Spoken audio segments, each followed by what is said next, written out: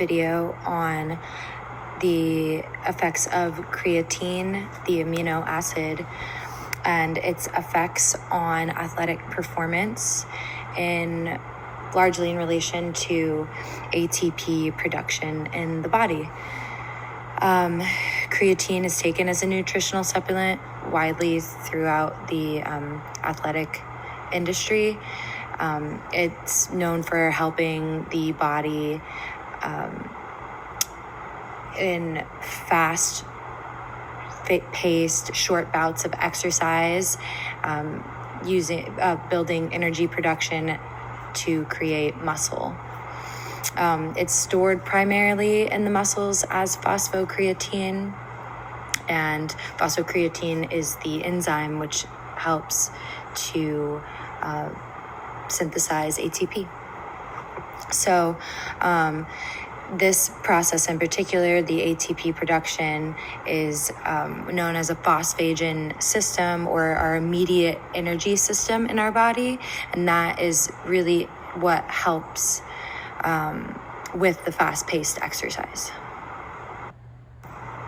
So here's just a quick brief look at ATP synthesis in the body as a whole.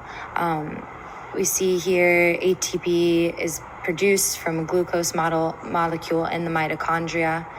A muscle contraction will occur, or some sort of metabolic stimulus, and the ATP molecule will then be delivered to the cytosol, and ATP will then be released.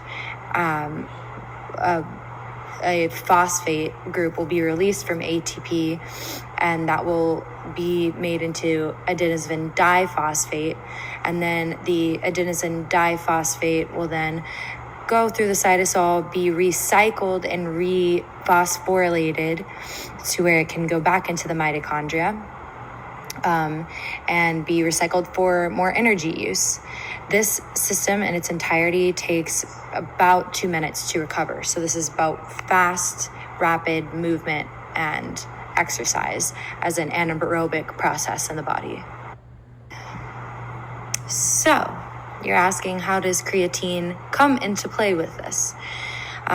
When we take a closer look at ATP synthesis, we see it's helpful as a rapid phosphagen in ATP production.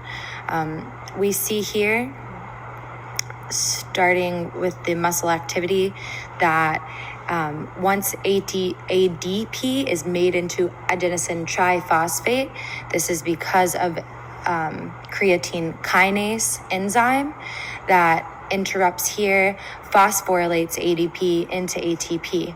So then we see that creatine kinase takes off once this process has happened, and it has now been dephosphorylated. It's going to go back into the mitochondria as creatine to be phosphorylated as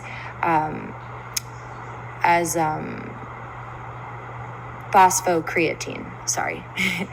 So it becomes phosphocreatine, and then we see it kind of being cycled here in the mitochondria.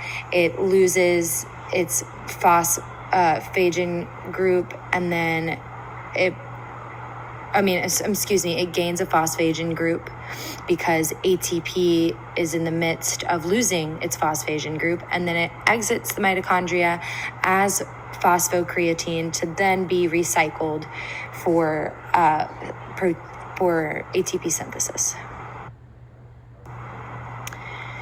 So that's all important to know, because we see that creatine is extremely helpful in rapid anaerobic exercise. Supplementation of creatine in the diet is used by athletes all around, and it makes total sense. There's a bunch of science backing creatine as a supplement that stimulates resynthesis in the body of ATP. Ingesting creatine aids in exercises, particularly such as sprinting, high power performance, rapid jumping, and then as well as building and healing lean muscle mass designed for those exercises.